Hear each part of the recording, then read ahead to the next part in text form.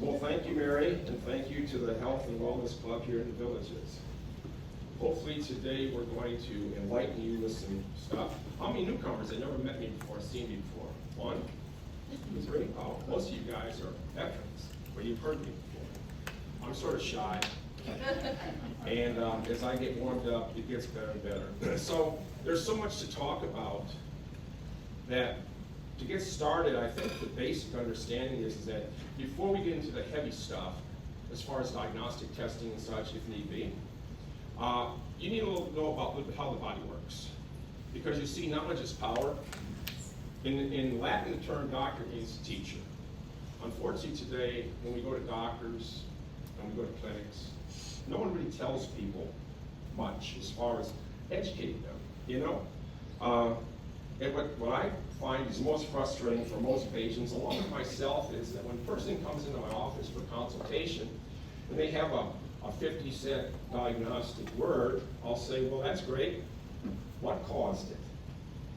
Did you ever ask your doctor, or did your doctor tell you the cause of whatever is happening to you? And they'll say, no. And I say, well, how can you treat something if you don't know the cause? If you don't know the cause, then you're treating symptoms. And that's traditionally what's happening in our traditional medical model today. It's more symptoms-based treatment versus causation. To give you an example, when you have cancer, you go to your doctor and they treat tumors. What are tumors? It's a cause. It's a symptom. It's a symptom. So I'll say, well, then what caused the tumor? Well, they don't know, but they treat the tumor. So, and we can talk more about that in the next lecture, because the next lecture I'm going to talk on cardiovascular disease and probably cancer also. But this one here, we're going to get into some basic stuff.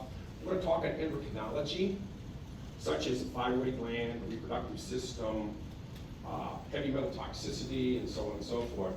And we're just going to spin, because I don't really have notes. It just comes whatever God gives me, you know? So again, I want to thank you all for coming on this rainy day. In Ocala, I was pouring cats and dogs. Between getting stuck behind trains and rain, I didn't know if we were going to be here on time or not, but we made it on time. So let us begin. So buckle up. Buckle up. Buckle up. So the smallest, the smallest item on the planet is the atom. Okay. So the atom comprises of everything.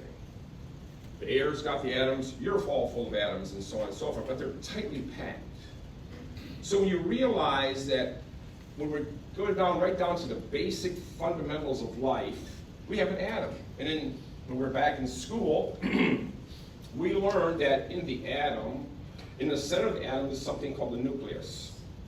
So kick out the cobwebs, guys and gals, you know, back when we were back in chemistry and physics and so on and so forth a few years back. Around that nucleus are shells called electrons, electron shells. Now, in a normal situation, the electron has a left spin, a counterclockwise revolution around the nucleus, which is normal. That occurs when you take in non-man-made substances, God-given substances, food, and so on and so forth. Anything man-made, these electrons now have a right spin or a clockwise spin around the nucleus. Now that's important to know, because see, anything that you're exposed to that's not natural or current in nature affects you. And like Mary was saying, you know, the power of thought and conversation is critical. You know, I could say to Jim over here, I don't like the Jim. You don't look good. And you know, that would affect him. All of his cells would be affected with energy, because see, our bodies run on energy. In 1996, there was a famous Russian scientist by the name of Fritz Alfred Pop. He should have won 3 or 4 Nobel Peace Prizes, because what he did is he took medicine, he turned it upside down. You see, back before then, we thought everything was biochemical. But if we had a biochemical reaction occur, let's say you ate something, and by the time it hits your mouth and it hits your cells of your big toe, a day or a week would go by and you'd be dead. But he found out that everything is dealing with something called a biophoton. A biophoton. And a biophoton is light energy. And light travels at 186,000 miles per second. So that if I were to put something on this young lady's skin, it would affect every cell of her body instantaneously. Whether she took it internally or not, even on exterior skin, everything is energy. And so that's a phenomenon that it's very difficult for most doctors, because most medically trained doctors are trained with the old adage of biochemistry. And it's not. It's not. So when you get caught up to date a little bit, and am I coming through good with this, Mike? Yeah. Perfect. I'm concerned about Carl on the back end there. So when you have this understanding that whatever you're exposed to, whether you take it internally or it's touching your body, it affects the atom, which if it's something good, you have a left spin, or if it's something bad, anything man-made, pharmacologicals, nutraceuticals, anything that is touched by man that's man-made, will cause a right spin, which then affects the atom. Now, we know that we have roughly 100 trillion cells that make up our bodies. God knows how many atoms it takes to make a cell. Probably billions or trillions of atoms to make a cell. Okay? Now, if you're exposed to something and it's affecting these atoms in time, it will affect cells. It may take a day, it may take a week. It depends on how toxic the substance is and how the body reacts to that. So if we have a problem, let's take, for instance, you're taking a prescriptive medication like a beta blocker or a calcium channel blocker for hypertension, okay? Well, we know that it doesn't really fix anything, but it causes your body not to absorb minerals, and minerals run the body, okay? So minerals are critically important. So again, I'm going to be spinning a little bit here, so bear with me. You see, all sickness and disease and premature death is due to two things, either a nutritional deficiency or toxicity. Putting them in singular or together will cause sickness and disease and premature death. So, if you're taking, let's say, a specific medication, and it causes this right spin, depending on the toxicity of the product and how it affects the atoms, you will then have a cellular reaction. Now, these cells have 100 trillion enzymatic reactions that occur every minute of the day. So it gets pretty intense. So your cells produce life, okay? It produces energy. Now, if you are exposed to something bad enough, and we've got a problem with the atom affecting cells, in about 3 to 5 years, we're going to have a tissue. And what's a tissue? It's a mass of millions and billions of cells. But you still got it still working. Okay? Still going on. Another 5 years, now we have an organ. And another 5 to 10 years, an organ system, like the cardiovascular system, the digestive system, reproductive system, and so on and so forth. It is not until you get to organ and organ system that you develop symptoms. And then you go see your doctor, right there. Atrial fib, hypertension, GI distress, ED, whatever. And this is what's addressed right here. And it's treated most of the time by medication. What does medication do? It causes a right spin. Okay?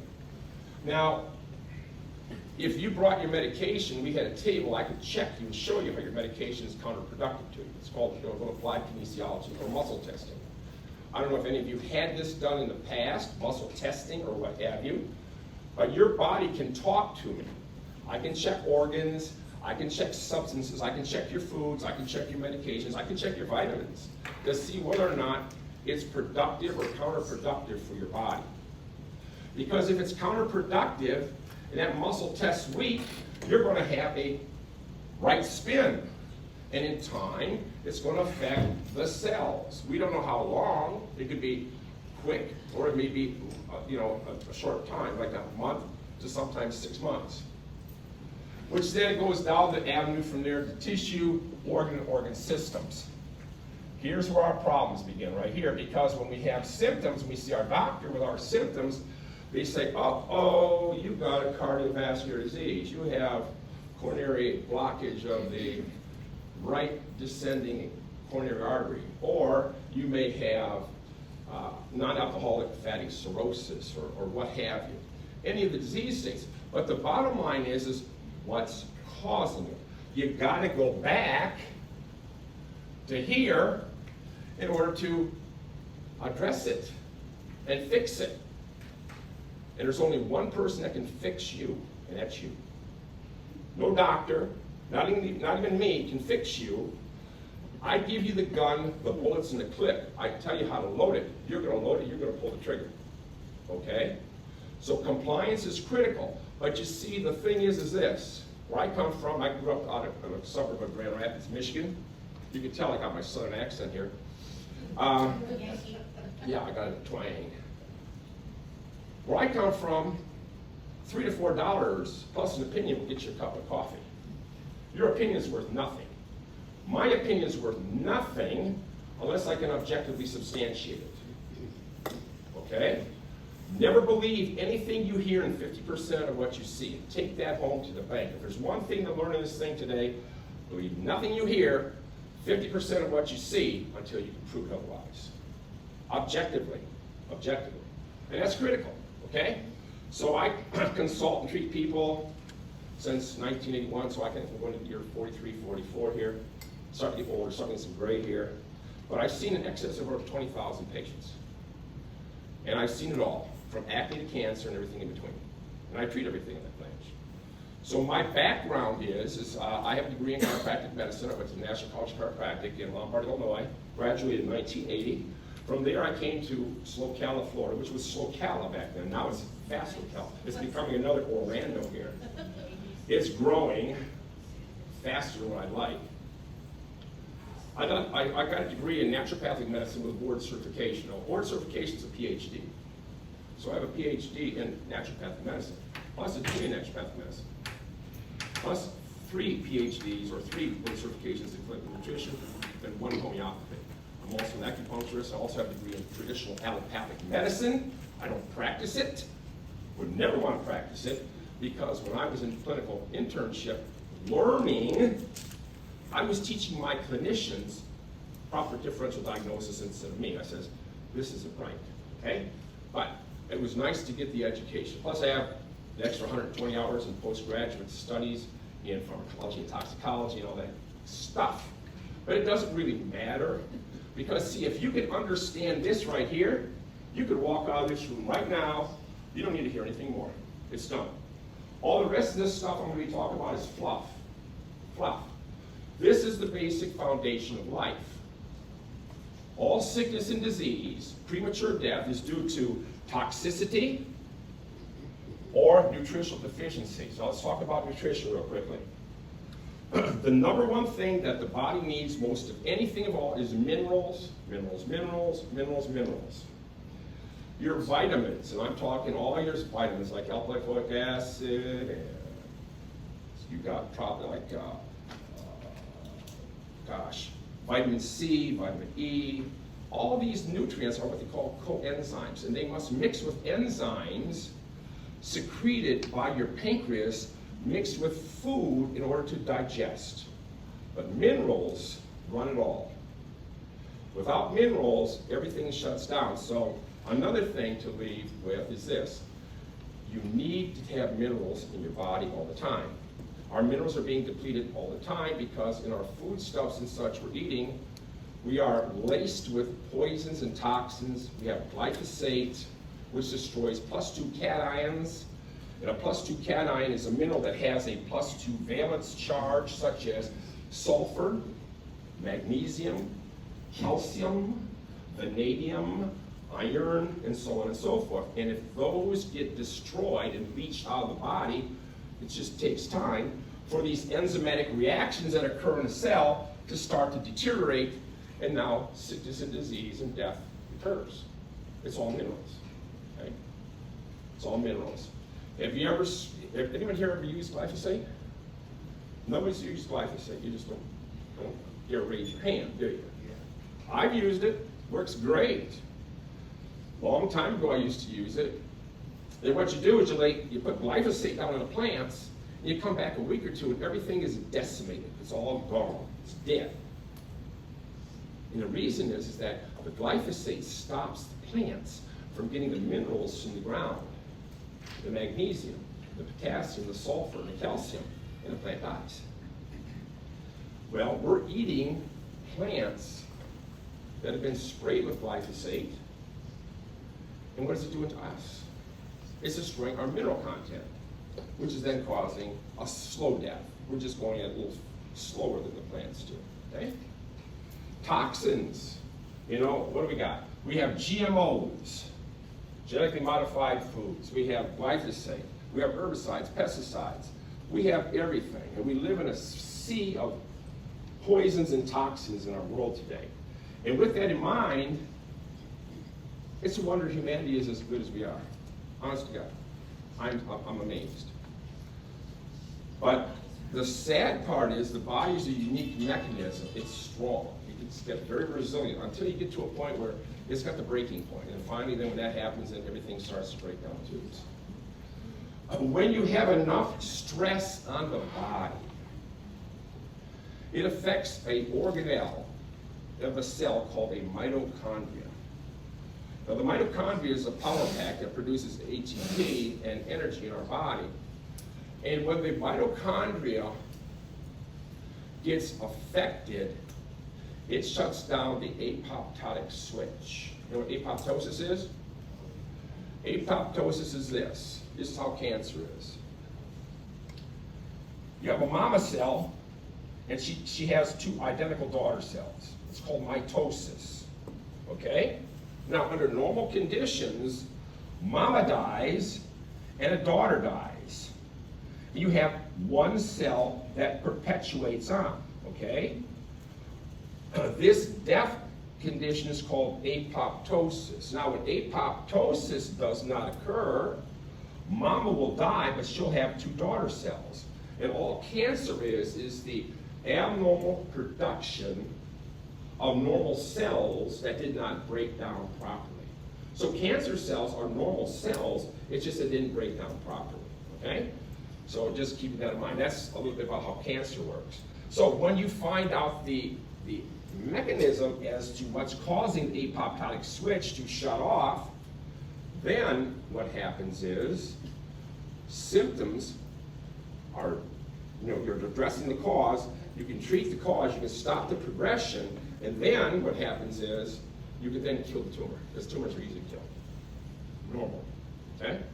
But until you address the cause of the cancer, you can have chemo and radio and all this kind of stuff till the cows come home, and what are you doing? You're just treating symptoms. It's coming back. And I'm just going to spin a little bit in, since we're talking a little bit on cancer. A tumor is like a balloon with air in it, correct? Yeah? Say yes, doctor.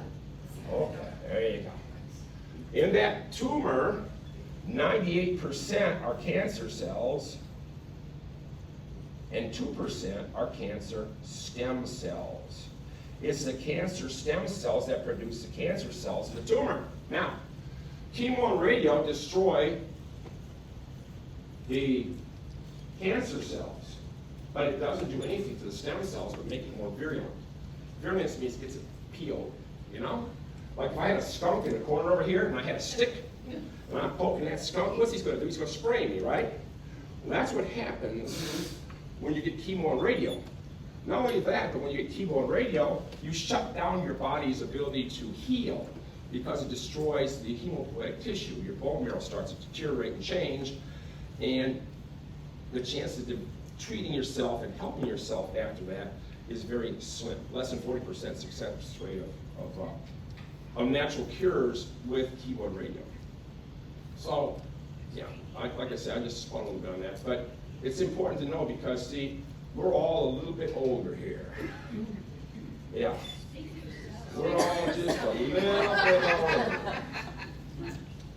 See, I'm a little older. 71, I was born in 52, okay? So, the key is that you can turn back the hands of time. So we have a test, it's called a heart rate variability test. You may have had that done, I don't know if anybody around here has one. But we can determine your biological age versus your chronological age.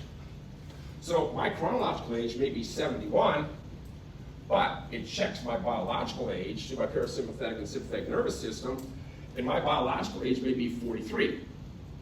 Now, I don't care what my chronological age is, it's my biological age that's important. However, I have just the same with some patients where their biological age may be 68, 72, their chronological age, but their biological age may be 10 years more. Those are the ones that are in trouble. That their life force is less active. It's less active. So, this is just a little warm up here. Any questions on this warm up before we get to the heavy stuff? No? Okay. You're good. All right, that's good. So, let's talk about endocrinology, hormones, and all that. And hey, does this thing flip around? I just flip this like this, and woo, look at this. Yay, happy days. And magician, there you go. So, how many women here have thyroid problems? Raise your hand. Good. Wow, okay. And you've seen your doctor, and hopefully you're on some medication. Synthroid, Meloxil. If you have a low T3, maybe Cytomel, these medications and so on and so forth. Again, they're synthetic. So what's that going to do with the atom? Right spin. Okay. Okay, keep that in mind. This Robbie's right. This women are right. That's right, yes. All right. Thank you. It's a good thing I got dark shoes on. It's getting deep here. Siri. That's Siri. She works with me. Dr. Siri. Her name is real Gail, but you ever talk to the thing? Hey Siri. That's Siri. And the other beautiful one is my wife Lucy. She's the tougher one. Huh? She's the tougher one. Yeah. She knows how to put it off. Or she'll go like this. And when she goes like this, you know that means, don't you? Shut up. Shut up. So let's go with the thyroid gland. The thyroid gland is a very unique gland. It sits right here. There's two lobes. And on top of the thyroid gland are two individual small glands called parathyroids. The parathyroids have a particular product called calcitonin, which controls your calcium levels. The thyroid gland helps with your metabolism, okay? But what most doctors don't tell their patients is that the thyroid gland goes and is controlled by the adrenal glands, the hypothalamus, which is your master gland. It's like the major breaker switch in your panel on your breaker, and the pituitary, which then causes a production of a hormone called TSH, thyroid stimulating hormone, TSH. Optimal range for TSH through Quest Labs or LabCorp is 0.4 to 4.5. However, the optimal range, the best range is 1.8 to 3.0. Okay, so you go to your doctor, and let's say Jim has a TSH of 12. It's high. Remember, the reference range is 0.4 to 4.5. Okay? However, the optimal range for optimal care is 1.8 to 3.0. That's where you want to be. So, what's your wife's name, Jim? Jan? Jan and Jim. J and J. Like J and B. J. So let's say Jan goes to her doctor, and her TSH is at 4.3. And she's losing the outer third of her eyebrows. When she brushes her hair comes out. And she's constipated. And she's irritable. And she can't sleep. And she has cold hands and cold feet. And she's very sensitive to temperature changes. Her doctor will say, well, Jan, I don't know what's wrong. You know, maybe it's your age. It's your age, Jan. It's your age. Fuck up. Suck it up, Jan. Toughen up, girl. But no, really, because this is hypothyroidism. Because you're not in that 1.8 to 3.0 range. Critically important. See, now you guys are going to regret sitting up front here. But we're going to have fun with y'all. All in fun. Because you want to be between 1.8 and 3.0. Okay? So, if you're between 3 and 4.5, you are primary hypothyroid. And it can go from 0.5 to, I've seen as high as 150. Okay? All right. Now, let's get into some real stuff that you probably never heard of. Let's say we know that anything under 0.4 is wrong, is out of range, and that's an overactive thyroid called Graves' disease or hyperthyroidism. That's due to an autoimmune reaction due to leaky gut. All right, leaky gut syndrome. But let's say you're between 0.4 and 1.8. Now, your doctor would say, that's still good, but it's not. Because you see, when you're between 1.8 and 0.4, you have secondary hypothyroid disease called euthyroidism due to the HPA axis dysfunction, the hypothalamic pituitary adrenal axis dysfunction, okay? So you have secondary hypothyroid disease. Your doctor says, well, geez, Jan, I don't know. I mean, golly, you're 1.4, that's within normal range, but doc, I've got all these problems. And they miss it, because you know why? They don't understand the relevance between the adrenals, hypothalamus, and pituitary addressing this thyroid. Okay? Extremely, extremely important. Okay? So, you then go and you check the adrenal glands. You do a salivary study, and we got all kinds of tests here we're going to throw up and just show you a little bit of what should be done the right way. Okay? Now, I have nothing against doctors, nothing against hospitals, but 10% of all ails that affect humans are acute conditions. You know, a heart attack, a stroke, a car wreck, you're bleeding to death. Well, hell yeah, you better go to the hospital and see a doctor quick. However, 90% are chronic. That's where the medical profession cannot diagnose properly nor treat. And that's where we're all at.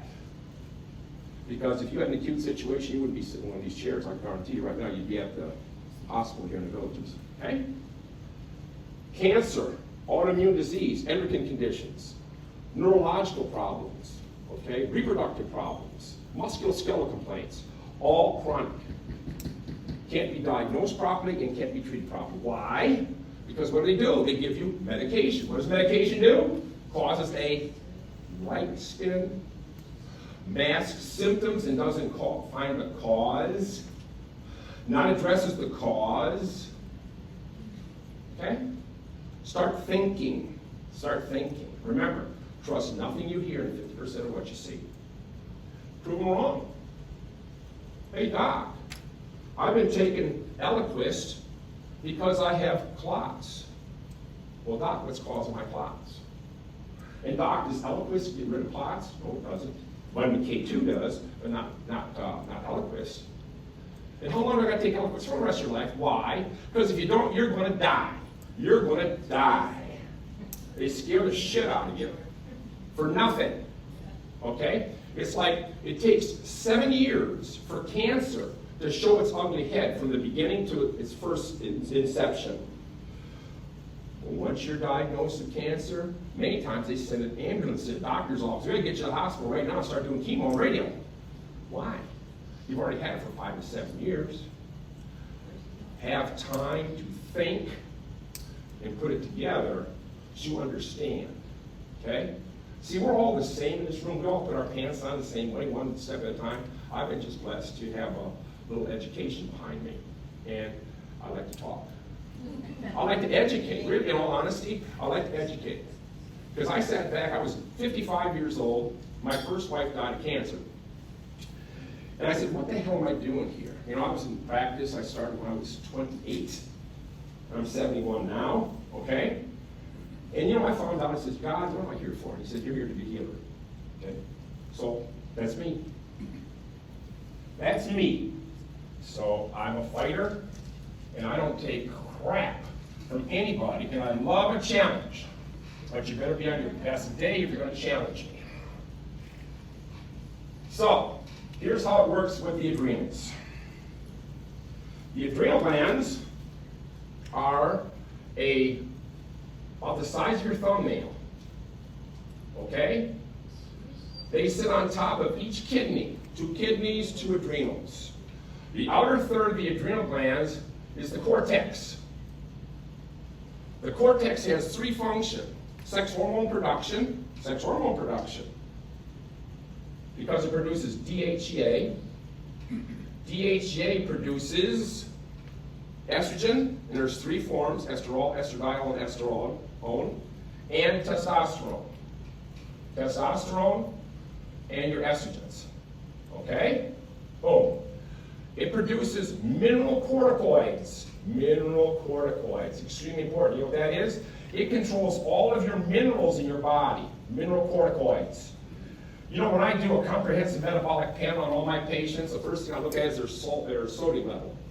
I look at their alkaline phosphatase, etc. When the sodium should be between 140 and 142, I'll see it down to 135, 130, real low. I'll say, oh, you've got problems with your adrenals, which is then, with not having enough sodium, your body starts to wither away. The sodium-potassium pump causes all your muscles to contract. This muscle right here contracts 100,000 times a day. So if you're low in sodium, what else are you low on? Potassium, because there's a ratio. The other thing that this cortex controls is glucocorticoids. Glucocorticoids, which means it controls your sugar levels. Anybody here have hypoglycemia? I know my 2 girls over there do, okay? If they miss a meal, they're worthless as, You know what? yeah. We're going to leave it at that, okay? Because you see, when you eat a meal, your food lasts roughly 60 to 90 minutes, and it's gone. Gone. So let's say you eat breakfast punctually at 7 o'clock every morning, and lunch is at noon. Okay, that's a 5-hour stint. What happens after 9 o'clock? When the food that you ate is gone, your body then secretes cortisol, which then goes to muscle and liver, and you have stored forms of sugar called glycogen, which is then converted to glucose to bring your sugar level up. Otherwise, all of a sudden you're sitting there, all of a sudden you're like, oh. I've had kids in my office that has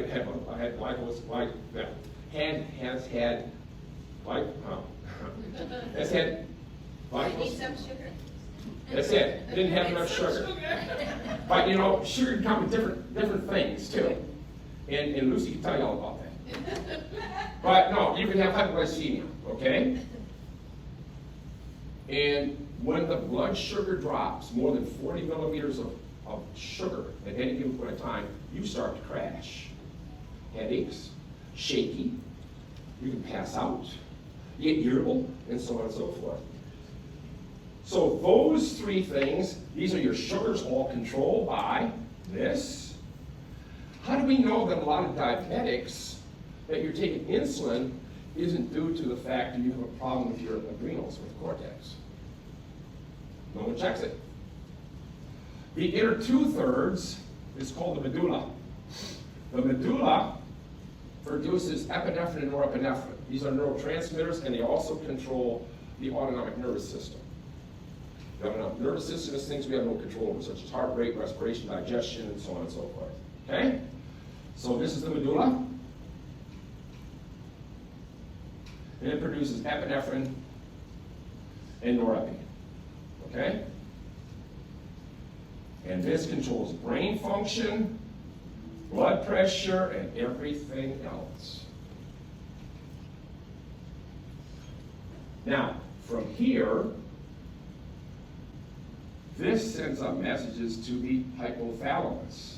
And the hypothalamus is the master control switch of the body. It's like when you open up your electrical panel of house, you got that big breaker switch on top. That's the hypothalamus. It controls everything. It's sort of like this.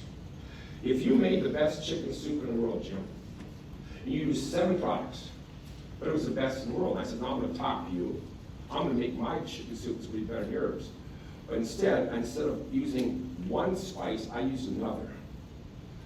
The chicken soup would be ruined. And that's what the hypothalamus does. It checks everything, all the hormones and such, into the blood and says, uh-oh, not enough estrogen, produce more estrogen. Uh-oh, not enough TSH, let's produce more of that. So this is your master gland, hypothalamus. Then it goes down to the pituitary, that's the gland between the eyes. You got an anterior, posterior pituitary, and that's where a lot of the hormones are made. Now, when I was younger, we could make hormones. You know how you did it? Don't pay them. Just don't pay them. And they won't. Wake up, guys. It's 11:15. All right. So that gives you a little bit of an understanding. So you see how intricate all this is. That when you go to someone and they say, well, your TSH is within normal reference range, but it's not in optimal range, some of the causes. And it's even more in depth than this, but this is just basic elementary that I can show you. And see, then we can show you on testing procedures how you can identify that. Because again, believe nothing what I say and 50% of what you see. Okay? Objective evidence gives you credibility, otherwise it's all hearsay. And if you want a hearsay, just go to Washington right now, you'll hear all kinds of stuff. And we don't want to get involved in that right now. No. But hopefully in November things will change. Hopefully. Hopefully. Any questions on that? No? Well, you guys are good. Let's put a slide up and just show you. So remember I was talking about the cortisol levels, the outer third of the adrenals right there. Controlling DHEA production for sex hormones, mineralocorticoids, glucocorticoids, and so on and so forth. So when you have an understanding of how the body works as far as endocrinology, you have situations occurring like this particular patient here. We do 3 and 4 levels of cortisol checks. AM at 30 minutes after you're up, noon at lunchtime, evening, and at supper. And then we do a DHEA study to check to see their viability for production of hormones. This patient was taking DHEA because they are in a pretty bad shape with their adrenals. Do we have a, is this a pointer? Oh, it does, great.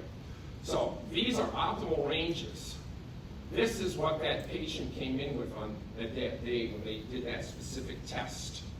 Now, define, and you want to have everything in this green box, all the way down.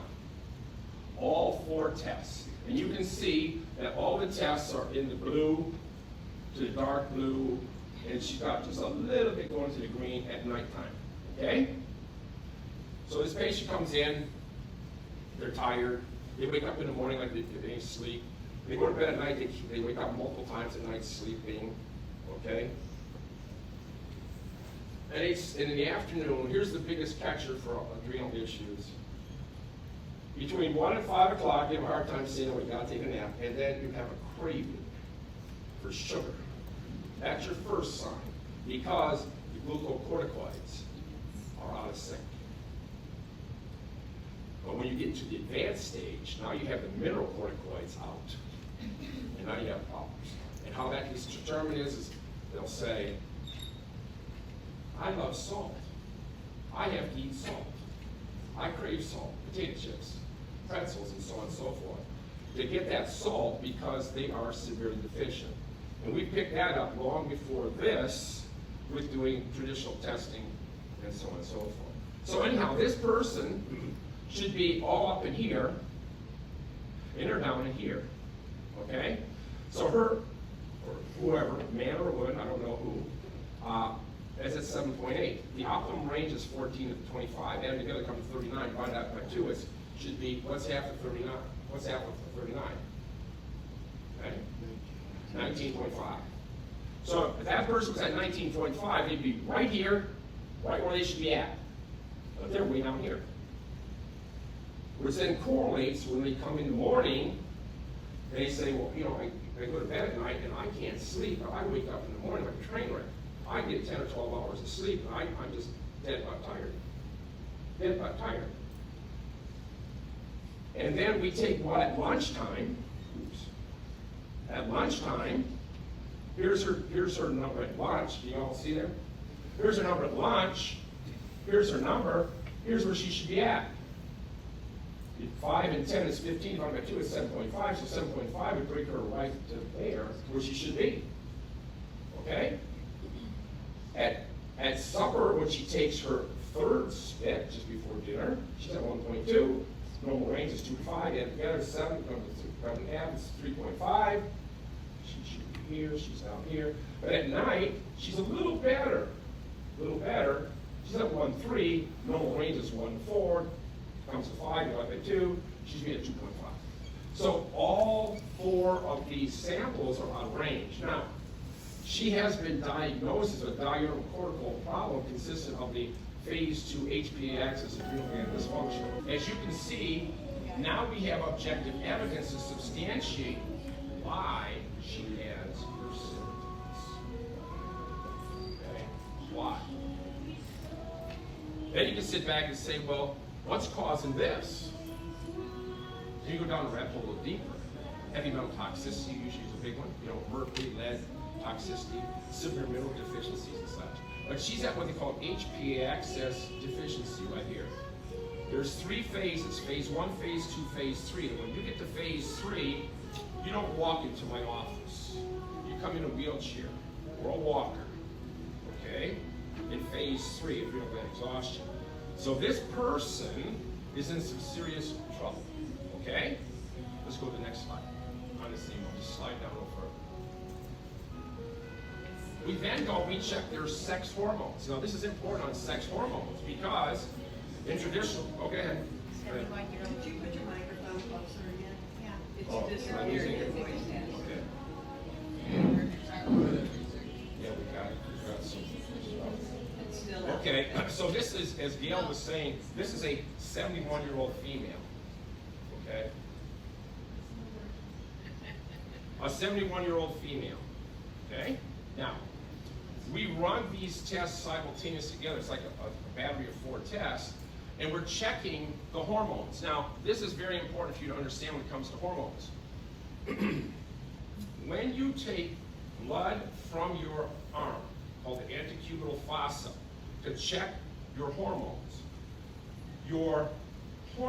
are bound in an amino acid or protein called albumin, produced by the liver. It's a carrying agent. It's not till those hormones are cleaved off and they're in a free form that those hormones have viability. 95 to 96% of all your hormones are bound with albumin. 3 to 5% are in a free form. They can only be checked with saliva or urine. Okay? So keep that in mind. If you have hormones checked by a healthcare provider, you would ask them, is this the most accurate form for checking hormones in a free state? It doesn't matter if they're bound because they're not active when they're bound. It's when they're in a free state that they're active. These are her free states of hormones and so on and so forth. This is a 71-year-old female. I don't know her name, but Siri just got done saying, so whoever. Now, when you take a look at these hormones, estrone, estradiol, and esterol, this right here, when you're postmenopausal, your estrone is the most important of the three.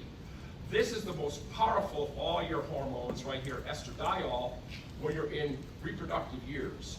Esterol produces estradiol. E3 produces E2. However, there is a ratio that's critically important. And if that ratio is off, because of this, like this right here, she has a high predominance of developing breast cancer. Okay? They do have markers now. Or you can do the BRCA1s, BRCA2, BRCA3s, which are your genes, but genes are controlled by nutraceuticals. You can control genes. They're called SNPs. So this particular person right here has some issues. Okay? Now, this one here isn't too bad because mid-range is 0 to 35, and what's half is 0 to 35? 14, yeah, 17 and a half. She's at 18.7. That's not too bad. Her estradiol is at 3. Normal range is 0 to 3.5, so she should be around 1.5 to 2. That was not bad. But this one right here, estradiol, less than 5, she should be between 7.5 and 66. Okay? But when you put the ratio of estradiol as your numerator and esterone and estradiol as your denominators, she's at 0.23, and she should be greater than 1.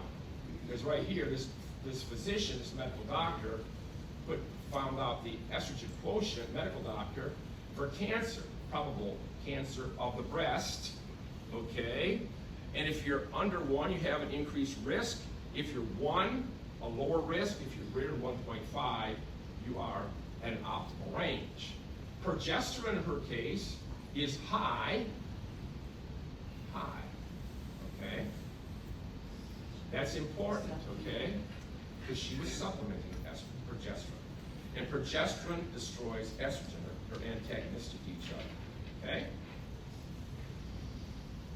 And then the ratio of estrogen to progesterone is at 306. Should be greater than 200. Actually should be around 100, 150. But look at her testosterone level. It's low. The DHEA is 3.61. So, here's a real good question. Now we're going to see just how sharp we all got. Okay?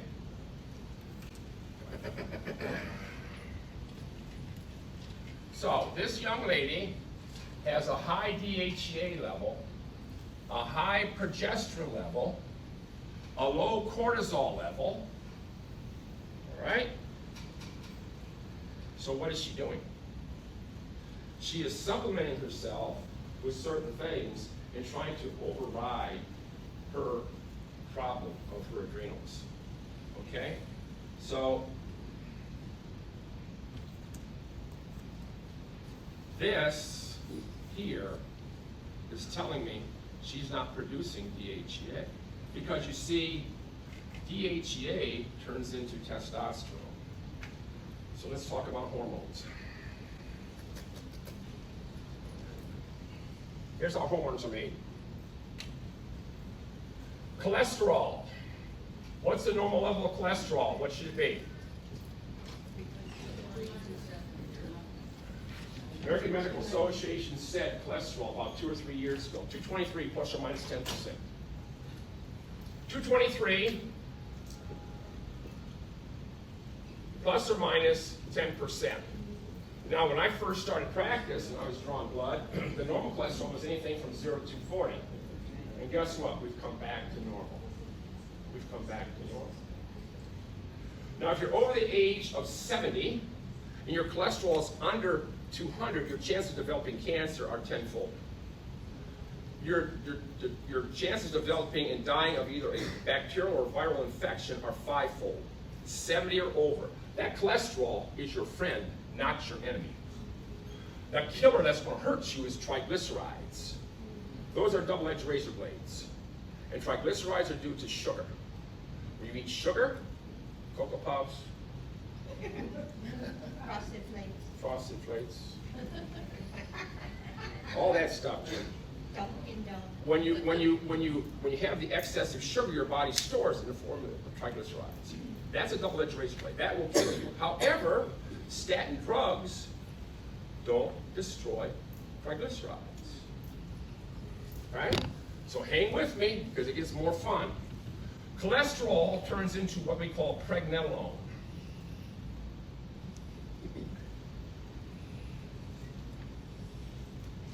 Pregnenolone. Pregnenolone has three ways of going. It produces progesterone,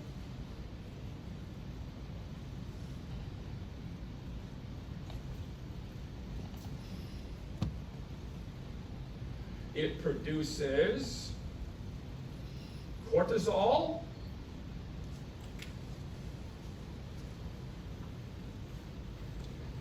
and it produces DHEA. DHEA then produces estrogen, all the different subtypes, and testosterone. So now we can figure out what this lady did here and how she's screwing up by looking at that graph right there. Low on cholesterol. Huh? She's low on cholesterol. We don't have her lab work, blood work. I don't know what her blood test was. But what she was doing is she was cheating. She was taking DHEA. But DHEA, if it was elevated at that level, her testosterone and her estrogen should be off the charts, but they're not. She was taking a synthetic form. Okay? You know, sometimes doctors have to use their noodle. You know? Her progesterone level was to the moon. Okay? Because, see, cholesterol, pregnenolone, progesterone, or cortisol, or DHEA. That's the three pathways it goes down. But here's the million-dollar question. See how bad her, when we went back to the first slide, she was in a phase 2 adrenal gland exhaustion. Of those three things right there, what's the most important thing to keep going in order to live? Cortisol. See, you can live without progesterone and sex hormones. But when that cortisol goes, you go. You die. So this lady was self-medicating herself because she went to Dr. Google, you know? And she was learning all kinds of things on Dr. Google. And so, well, you know, hell, DHEA is good. Let's go and take it, you know. 10 milligrams is moderate, but I'll take 25 or 50, okay? Hurting herself because she'll actually shut down her level to be produced. And so on and so forth. And same thing with progesterone. So you see how it works? You have to think and take everybody individually and see exactly what's going on here. So you got to think a little bit. Now, if I had her lab work, and let's say her cholesterol was under 150, she'd be in deep trouble. Because then she can't produce pregnenolone, nor progesterone. And this is the one that's the most important, cortisol, because this, you will die without this one. And sure enough, you're going to produce your sex hormones. So how many men here take statin drugs? Oh, you want to live forever. You want that cholesterol down to 100 or less.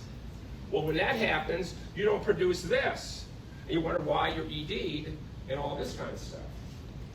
All right? So it's very, very important that you to realize that.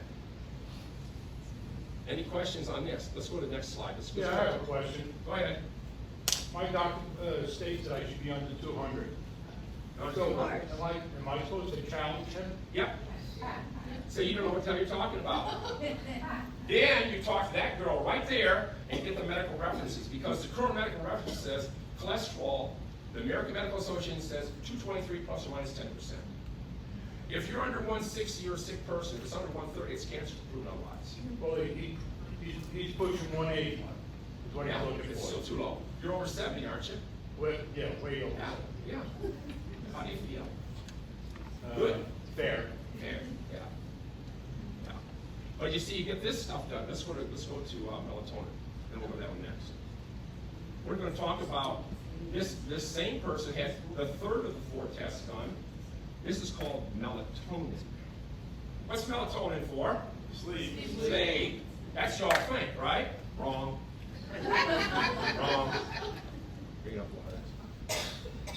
Put down with that. Okay, so melatonin is the strongest antioxidant known to man.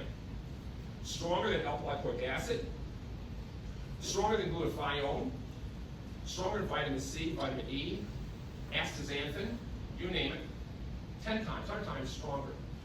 If you have cancer and you go to Europe, they give you between 1 and 5,000 milligrams of melatonin daily, either IV or oral. And guess what melatonin does? It stops cancer from growing and it stops it from metastasizing. Stops metastasis. Very important. Cancer doesn't grow at night when you're sleeping. It grows during the day when your melatonin levels are shut down. Now, this lady, she's a train wreck. She was taking some melatonin. See, your melatonin should be at its lowest in the morning. And as the day goes on, in the evening, it should go up to the moon like this. Okay? She's high in the morning, higher than normal, then she goes down, she goes up. So, like I said, she was self-medicating, all right? Because when you see stuff like this, you can say, well, okay, this doesn't make any sense. How much melatonin are you taking? Well, I'm taking such and such, along with DHEA and pregnenolone, because that's what Dr. Google says. So, okay, that's good. But see, now, inversely proportionate, your cortisol levels should be low, highest in the morning. As the day goes down, it goes like this. Melatonin is just the opposite. Melatonin is secreted from 10 p.m. to 4 a.m. That's when you heal. That's when you suppress and you kill cancer and so on and so forth. At 4 a.m., cortisol kicks in. When you wake up, cortisol is at its highest 30 minutes after you're up. And then from there, it's just a gradual decrease going down. And like I told you what cortisol does. And like I say, this is even much more complicated, but to make it something for you to figure out, just remember, nothing you hear and 50% what you see. Next. Go ahead. Because she took melatonin at night, is that why it's so high in the morning? Right. Yeah. Now, there's two types of melatonin. Your body produces it and it stores it in the pineal gland. But the more powerful melatonin is mitochondrial melatonin. And that's produced with infrared light, infrared, near infrared, and far infrared light, which is the first 3 hours of sunlight. That's the most important. That's why if you can get light therapy with near and far infrared, you're producing mitochondrial melatonin versus traditional melatonin. The average adult needs 300 milligrams of melatonin a day. The average child, 8. Now, if you go to doctors and you go to health food stores, you'll see melatonin about 1 to 5 milligram caps at most. If you take more than 10 milligrams, your doctor will jump on the high. I say, no, go up higher. I start about 1. And one thing about melatonin that's important, melatonin is activated by magnesium. But a special form of magnesium called magnesium threonate. And that's the new kid on the block. Magnesium threonate activates the melatonin in the brain, so it helps clean out the brain and heal the brain, because you can bring back a bad brain. So your brain is roughly 3 to 5% of your whole body weight. 3 to 5% of that, 30% is poisons and toxins. In your body, you have these little things called lymph nodes, and they are like cleaners. And they hook up to the lymphatic system. In the brain, you have glial cells, which act as lymph nodes, and they hook up to something called lymphatics. Lymphatics, like lymphatics, but lymphatics. And this lymphatic system helps to heal and clean the brain out while you're sleeping, okay? And it can rejuvenate the brain, particularly when you have heavy metal toxicity, mercury, cadmium, lead, and so on and so forth, that we can determine. So, you see, it gets a little deeper, and here's my analogy. You go to a doctor, and he does a lab test. He goes to Quest or lab, right? You get your test back. And it's like me saying, Jim, I'm giving you a 15-chapter book to read. But I want you to read chapter 15. I want you to tell me exactly what chapter 15 says. And you say, Doc, I can do that. I can do that. And you do it. I'll say, Jim, you get gold star. Terrific. Let me ask you a question, Jim. How did chapter 15 come to fruition? You'll say, well, Doc, I don't know because I didn't read chapters 1 through 14. That's what's lost in medicine. They don't go down the rabbit hole like this to find these things that substantiate why you are sick. They read chapter 15, but they don't do chapters 1 through 14. How the hell can you find the problem, the cause, if you don't go down and identify the cause? See, medicine's not rocket science. It's simple. If you all came in here in either a golf cart or a car or whatever you came in, and you left at this facility, and you turned on the ignition, and it didn't start or run, what would you do? Would you replace the motor? Or would you diagnose the problem? Is your spark plugs, your fuel pump, your gas, your battery cables, or whatever? That's lacking in medicine. They don't have time.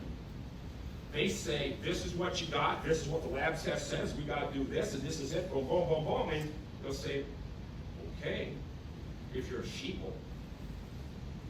And I don't think most of you are sheeple. You know what sheeple is, don't you? Yeah. Right. How many of you got the vax, by the way?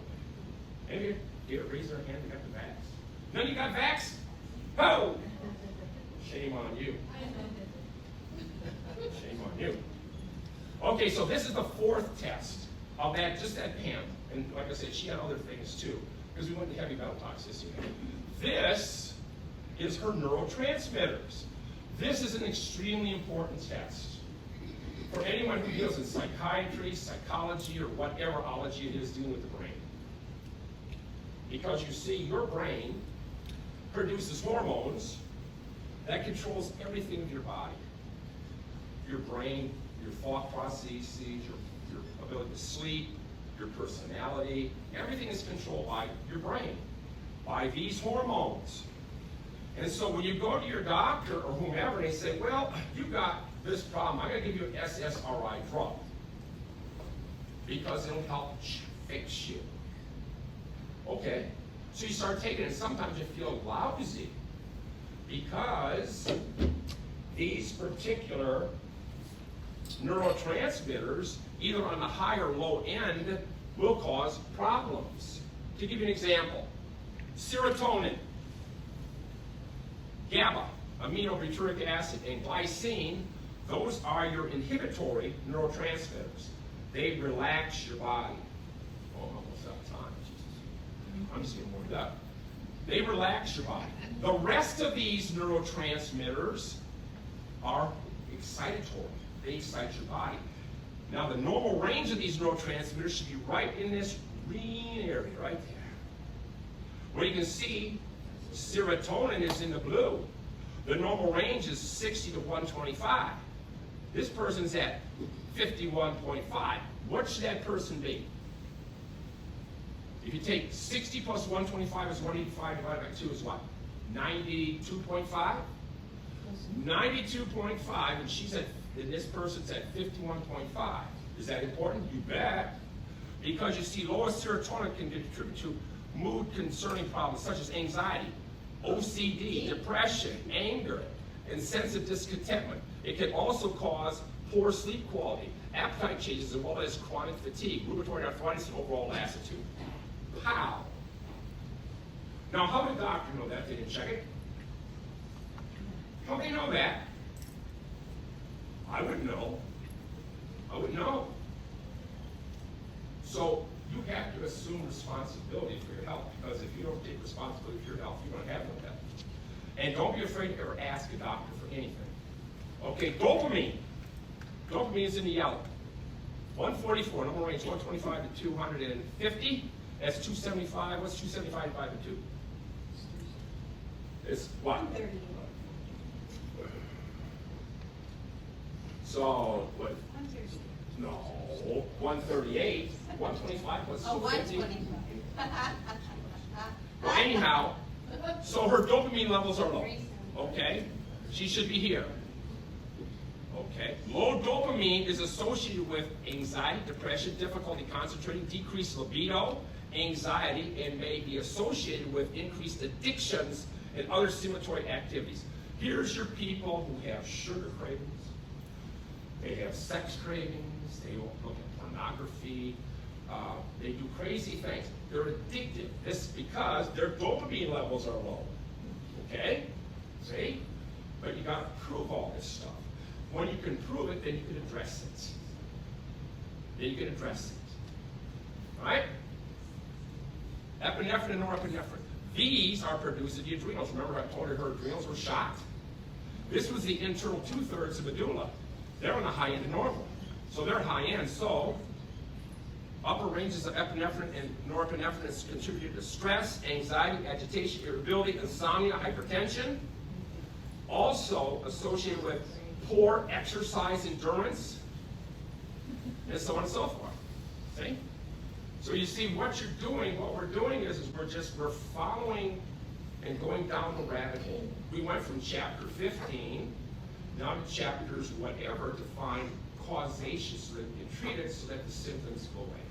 Yes, sir? How do you get these tests? How do you test the brain?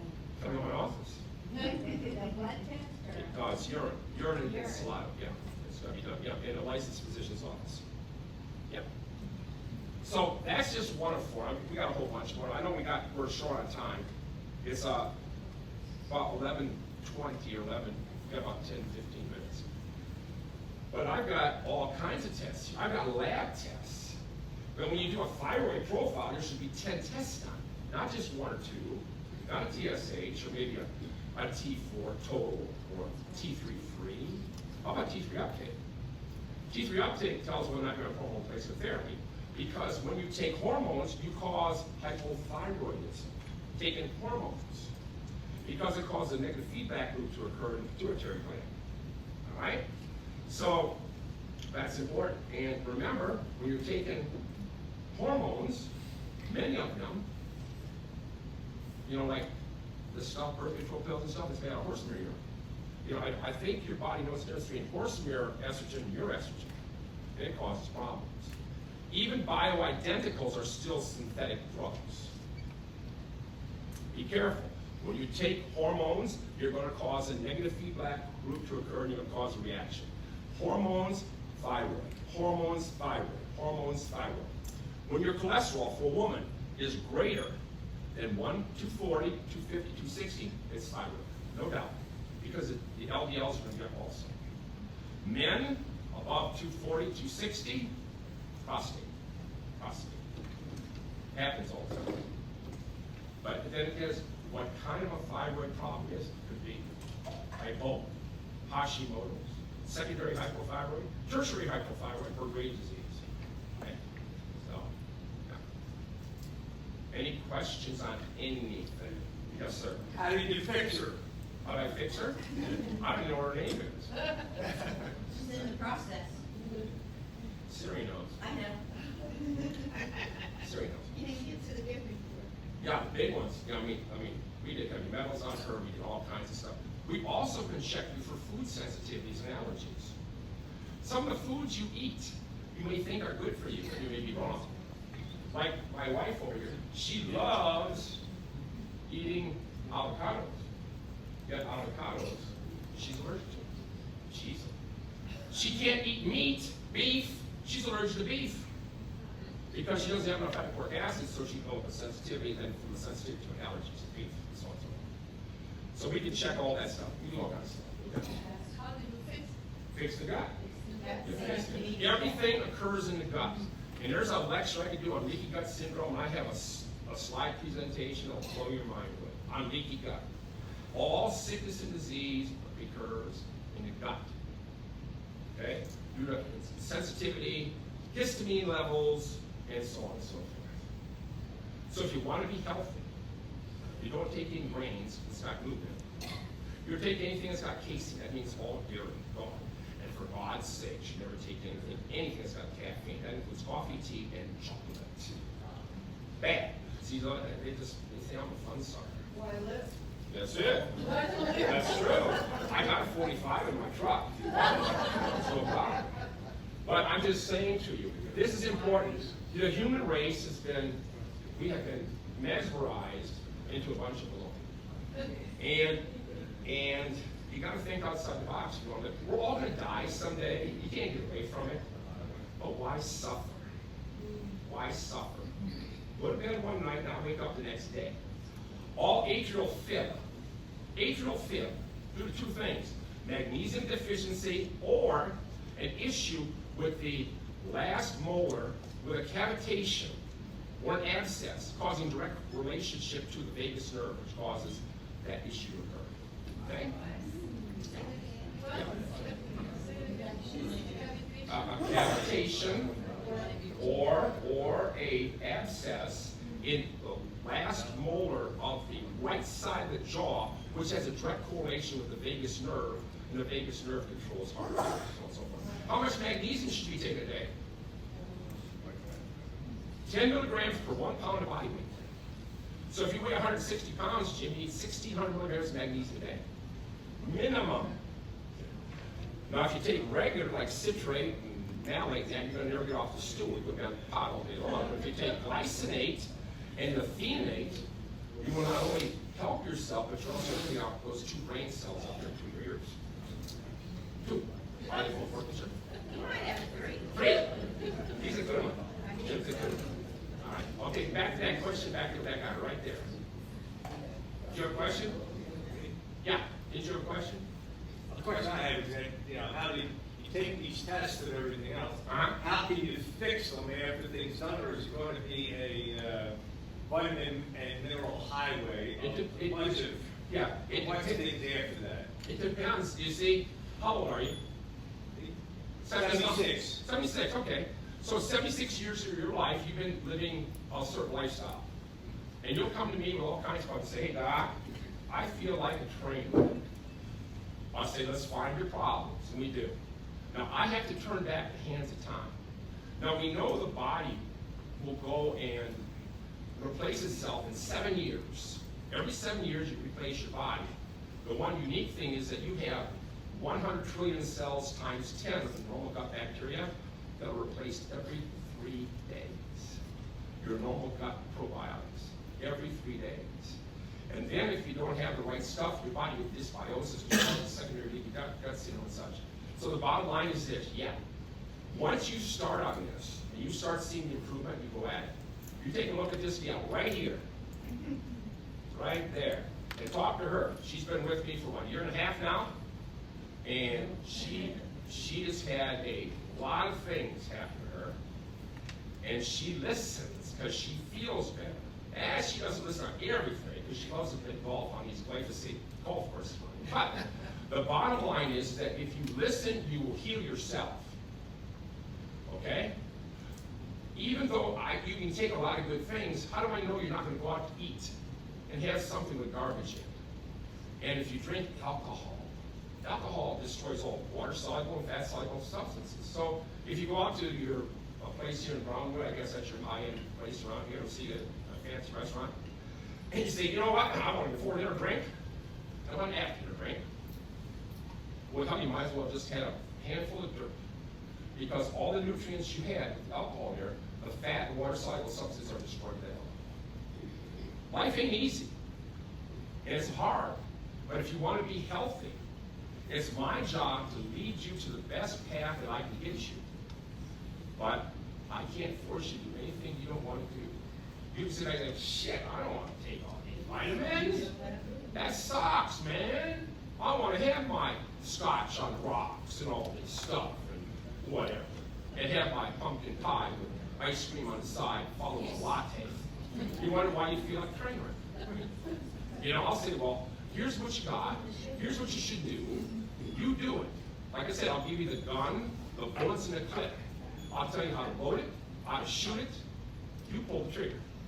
How do you want to pull it? Now, I have a lot of patients that we do all this stuff through. We show them everything. And they just cower away. And so, it is what it is, you know. Everybody's got different personalities and different attitudes and so on and so on. I don't like no one to control my life for me. And God. Okay? So, I challenge everything. But I want to know. I don't believe anything I hear. I just what I see. until I have objective evidence to substantiate it. Any questions? Yes, ma'am. You mentioned you didn't go into that a lot, but then you mentioned Eliquis ahead of that or something else. If someone else Yeah, you see, Eliquis is a blood thinner, Well- like Coumadin. Okay, sorry. But you see, let's say you have blood clots, let's say in your lower extremities, and you do ultrasound, bilateral ultrasounds, and it comes back positive. They'll put you on Eliquis and so on and so forth, so you got to sit it for the rest of your life, but it doesn't lower, nor does it destroy blood clots. But if you have a blood clot, let's say in your coronary arteries or carotids, or in your legs, the thing that can get rid of it quickly is vitamin K2, along with beta-kinase and glucokinase. Natural stuff that you can do, because I have patients that have had that. They even had streptokinase in the hospital, which you gotta be really monitor close on that, because it could kill you, because you'll have your INR and so on and so forth, your PT levels will shoot to the moon, you could breathe it, you know? But no, you just, everything is here. Look, everything has been put here by God. When in the 1920s and 1930s, the petrochemical pharmaceutical industry got involved in the medicine with the Rothschilds, Rockefellers, and such, because they controlled the rain, the trains, they controlled the electric, they controlled the telephone system. So here's how it works. Here's how it works. Very simple. Your richest particular business on this planet is insurance. Number one. Insurance company. Number one. Number two is your petrochemicals, okay? Your oils, petrochemicals, you know, gas, oil, and so on and so forth. That's number two. And number three is medicine. Medicine. Now, look at how they're all intertwined to be the best. You gotta have Medicare Part A, B, C, D, E, F, G, H, I, K, L, and Z. Pay that. That makes it strong. You gotta have your pharmaceutical drugs and so on and so forth, because that makes these strong. And the medical profession promotes it all, right there. All three of them. And they're the three biggest countries, the three biggest businesses in this country. Yeah. Read between the lines, guys. We have been duped. Duped. And if you can learn and understand that, you'll be better off. Remember, like I said, learn one thing. Believe nothing you hear, 50% of what you see. Always ask questions. Well, if I have this diagnosis, doc, what caused it? If they can't tell you the cause, it's time for you to get your happy little fanny up and out that door quickly. Because otherwise, you're going to treat symptoms. And if you treat symptoms with medication, what does that do to the atom? You know what I'm saying? It just perpetuates it. How many people take one medication, and after a while you gotta take another one to counteract this one, and another one, and pretty soon you're a polypharmacy. In medicine today, they want you to take one pill for every 10 years of life. They want kids to be on pills. So if you guys are in your 70s and 80s, you should be on 8 to 10 pills a day. God knows how many of each you should take. Yeah, and you wonder why you feel sick. And that's the way it is. That's America. Hopefully spelled with a C, not a K.